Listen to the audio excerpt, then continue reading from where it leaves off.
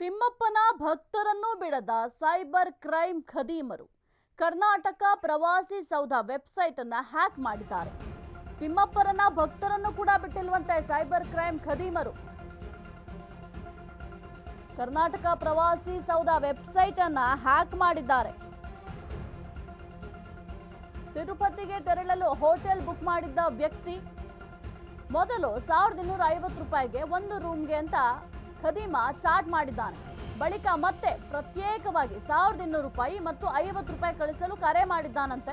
ಹಣ ರೀಫಂಡ್ ಮಾಡ್ತೇವೆ ಅಂತ QR ಕೋಡ್ ಅನ್ನ ಸೆಂಡ್ ಮಾಡಿದ್ದಾನಂತೆ. ಸ್ಕ್ಯಾನ್ ನಂತರ ಅಕೌಂಟ್ನಲ್ಲಿದ್ದ 32,000 ಹಣ ಮಂಗಮಾಯ ಆಗಿದೆ. ರಮೇಶ್ ಎಂಬುವವರಿಗೆ ಸೈಬರ್ ಕ್ರೈಮ್ ಠಾಣೆಗೆ ದೂರನ್ನ ನೀಡಲಾಗಿದೆ. ಸದ್ಯಕ್ಕೆ ದೂರನ್ನ ದಾಖಲು ಮಾಡಿದ್ದಾರೆ.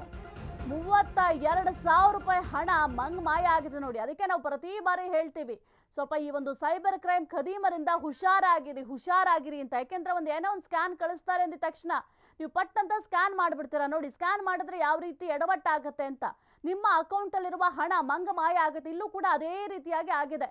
1250 ರೂಪಾಯಿಗೆ ಒಂದು ರೂಮನ್ನು ಖದೀಮ ಕೊಡ್ತೀವಿ ಅಂತ ಚಾಟ್ ಮಾಡ್ತಾನೆ ಮೊದಲಿಗೆ. ಅದಾದ ನಂತರ ಏನು ಮಾಡ್ತಾನೆ, ಪ್ರತ್ಯೇಕವಾಗಿ 1200 ರೂಪಾಯಿ ಮತ್ತು 50 ರೂಪಾಯಿನ ಕಳಿಸ್ಬೇಕು ಅಂತ ಫೋನ್ ಮಾಡಿ ಹೇಳ್ತಾನೆ.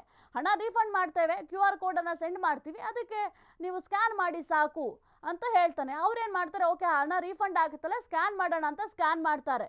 ಸ್ಕ್ಯಾನ್ ಮಾಡಿದ ತಕ್ಷಣ 32,000 ರೂಪಾಯಿ ಹಣ ಮಾಯ ಆಗತ್ತೆ ನೋಡಿ. ಯಾರಿಗೂ ಇಲ್ದಂಗೆ ಯಾರೋ ಒಬ್ಬ ಎಲ್ಲೋ ಕುತ್ಕೊಂಡು ಮರೆಯಲ್ಲಿ ಕುತ್ಕೊಂಡು 32,000 ರೂಪಾಯಿ ದುಡ್ಡು ಮಾಡ್ಕೊಂಡ.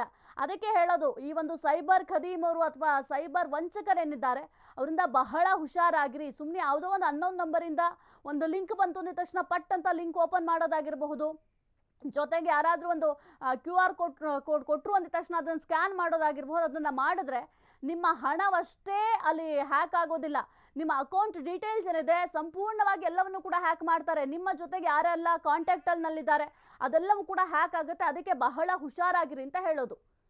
ಕುರಿತು ಹೆಚ್ಚಿನ ಮಾಹಿತಿ ನೀಡ್ತಾರೆ ನಮ್ಮ ಪ್ರತಿನಿಧಿ ಅರುಣ್. ಸದ್ಯಕ್ಕೆ ಈ ಒಂದು ಸೈಬರ್ ಕ್ರೈಮ್ ವಂಚನೆಗೆ ಯಾವಾಗ ಕಡಿವಾಣ ಅಂತ ಇತ್ತೀಚೆಗಂತೂ ನಾವು ಗಮನಿಸಬಹುದು. ಎಷ್ಟರ ಮಟ್ಟಿಗೆ ಈ ಒಂದು ಸೈಬರ್ ಕ್ರೈಮ್ ಖದೀಮರು ದಿನಕ್ಕೆ ಹೆಚ್ಚಾಗ್ತಾ ಹೋಗ್ತಾ ಇದೆ. ಈ ಪ್ರಕರಣಗಳು ಕೂಡ ಹೆಚ್ಚಾಗ್ತಾ ಇದೆ. ಇದಕ್ಕೆ ಯಾವ ರೀತಿ ಬ್ರೇಕ್ ಹಾಕ್ತಾರೆ? ಇನ್ನು ತಿರುಪತಿ ತಿಮ್ಮಪ್ಪನ ಭಕ್ತರನ್ನು ಕೂಡ ಬಿಟ್ಟಿಲ್ಲ ಇದು. ಸಾಹಿತ್ಯ ಏನಂದ್ರೆ ಸೈಬರ್ ಕ್ರೈಮ್ ವಂಚಕರು ಸಹ ಎಲ್ಲಾ ಕಡೆನೂ ಜಾಲ ವ್ಯಾಪ್ತಿರುವಂತದ್ದು. ಅದರಲ್ಲಿ ಪ್ರಮುಖವಾಗಿ ಯಾರು ಈ ತಿರುಪತಿಗೆ ಹೋಗೋರು, ಈ TTD ಮತ್ತೆ ಇರ್ಬೋದು, ಮತ್ತೆ ಈ ಕರ್ನಾಟಕ ಪ್ರವಾಸಿ ಸೌಧ ಏನಿದೆ, ಈ ವೆಬ್ಸೈಟ್ ಗಳನ್ನ ಯಾರು ಸರ್ಚ್ ಮಾಡ್ತಾರೆ ಮತ್ತೆ ಯಾರು ಬುಕ್ ಮಾಡ್ತಾರೆ, ಸೊ ಅಂತವರನ್ನ ಟಾರ್ಗೆಟ್ ಮಾಡಿ ವಂಚನೆಯನ್ನ ಮಾಡುವಂತದ್ದು. ಪ್ರಮುಖವಾಗಿ ಏನಂದ್ರೆ ಕರ್ನಾಟಕದ ಏನು ಪ್ರವಾಸಿ ಸೌಧ ವೆಬ್ಸೈಟ್ ಇದೆ, ಸೊ ಅದನ್ನ ಹ್ಯಾಕ್ ಮಾಡಿರುವಂತದ್ದು ಖದೀಮರು. ಪ್ರವಾಸಿ ಸೌಧದಲ್ಲಿ ರೂಮ್ ಬುಕ್ ಮಾಡುವವರನ್ನು ಬಿಡೋದು, ವಂಚನೆ ಮಾಡ್ತಾ ಇರುವಂತದ್ದು. ರಮೇಶ್ ಎಂಬುವರು ಸೈಬರ್ ಕ್ರೈಮ್ಗೆ ಪೊಲೀಸ್ ಠಾಣೆ ಮೊದಲು ಅವ್ರಿಗೆ ಏನು ಯಾವ ರೀತಿ ನೀವು ಮೊದಲು ಬುಕ್ ಮಾಡ್ಬೇಕಾದ್ರೆ ಒಂದು ರೂಮ್ಗೆ 1,200 ರೂಪಾಯಿ 550 ರೂಪಾಯಿ ರೂಮ್ ಬುಕ್ ಎಂದು ಚಾಟ್ ಮಾಡಿರ್ತಾರೆ. ಅದ ನಂತರ ಅವರು ಏನು ಅದಾದ ನಂತರ 1,500 ರೂಪಾಯಿ ಕಳಿಸ್ತಾರೆ. ಆದ್ರೆ ಮತ್ತೆ ಏನು ಈ ಖದೀಮರು ನೀವು ಪ್ರತ್ಯೇಕವಾಗಿ 1,500 ರೂಪಾಯಿ ಒಂದ್ಸಲ ಕಳಿಸ್ಬೇಕು ಮತ್ತೆ 50 ರೂಪಾಯಿ ಒಂದ್ಸಲ ಕಳಿಸ್ಬೇಕು ಅಂತ ಹೇಳ್ಬಿಟ್ಟು ಕರೆ ಮಾಡಿ ಅವ್ರ ಅಕೌಂಟ್ ನಿಂದ ಹಣವನ್ನ ಕಡಿತವನ್ನ ಮಾಡಿಸ್ಕೊಂತಾರೆ. ಮತ್ತೆ ಎರಡನೇ ಸಲ ಮಾಡಿದ್ರೆ ಮೊದಲೇ ಹಣ ಏನು ನಿಮ್ಗೆ ನೀವು ಮಾಡಿದೀರಾ ಅದು ನಿಮ್ಗೆ ವಾಪಸ್ ಆಗುತ್ತೆ ಅಂತ ಹೇಳಿ ಇದ್ ಮಾಡಿರ್ತಾರೆ. ನಂತರ ಮೊದಲ ಹಣ ರೀಫಂಡ್ ಮಾಡ್ತೀವಿ, ನಿಮ್ಮ QR ಕೋಡ್ ಸ್ಕ್ಯಾನ್ ಅನ್ನ ಕಳಿಸಿ ಅಂತ ಹೇಳ್ಬಿಟ್ಟು ಅವರನ್ನ ಇದ್ ಮಾಡ್ತಾರೆ. ನಂತರ ಸ್ಕ್ಯಾನ್ ಮಾಡಿದ್ರಲ್ಲಿ ಅವರ ಅಕೌಂಟ್ ನಲ್ಲಿ ಸುಮಾರು 32,000 ರೂಪಾಯಿ ಅಷ್ಟು ಹಣ ಏನು ಇದು ಅವರ ಕಳ್ತನ ಮಾಡಿರುವಂತದ್ದು. ಮತ್ತೆ ಬೇರೆ ಕಡೆ ಹಣವನ್ನ ವರ್ಗಾವಣೆ ಮಾಡಿ ವಂಚಕರ ಪಾಲಾಗಿರುವಂತದ್ದು.